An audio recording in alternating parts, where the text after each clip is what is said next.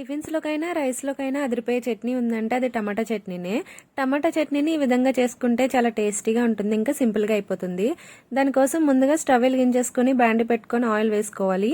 Oil కొంచెం heat ఎక్కిన తర్వాత కొద్దిగా జీలకర్ర, పచ్చిశనగపప్పు, పల్లీలు, అలాగే కొన్ని మినపగుళ్ళు వేసుకుని దోరగా వేగించేసుకోవాలి. అలాగే ఇందులోకి 3 వెల్లుల్లి రెబ్బలను కూడా వేసుకుని వేగించేసుకోవాలి. ఇవి కొంచెం వేగిపోయిన తర్వాత 4-5 పచ్చిమిర్చిని, 2 టమాటాలను తీసుకొని ముక్కలుగా కట్ చేసుకుని వేసేసుకోవాలి. టమాటాలు కొంచెం బాగా వేగిపోయిన తర్వాత ఇందులోకి కొద్దిగా కరివేపాకు, కొంచెం చింతపండు, ఒక 2 ఎండుమిర్చిని, అలాగే సరిపడా సాల్ట్ని కూడా వేసుకుని ఒక 5-10 నిమిషాలు బాగా మంటను లో ఫ్లేమ్లో పెట్టుకుని వేగించేసుకోవాలి. ఇది బాగా వేగిపోయిన తర్వాత కొంచెం చల్లారనిచ్చి మిక్సీ కప్లోకి తీసుకొని మెత్తగా గ్రైండ్ చేసుకుంటే టమాటా చట్నీ రెడీ అయిపోతుంది. దీనిపైన కొన్ని కట్ చేసుకున్న ఉల్లిపాయ ముక్కలు వేసుకుని టిఫిన్స్లోకైనా రైస్లోకైనా తీసుకుంటే చాలా టేస్టీగా ఉంటుంది. నచ్చితే మీరు కూడా ట్రై చేయండి. నా ఛానల్ సబ్స్క్రైబ్ చేసుకోండి. థ్యాంక్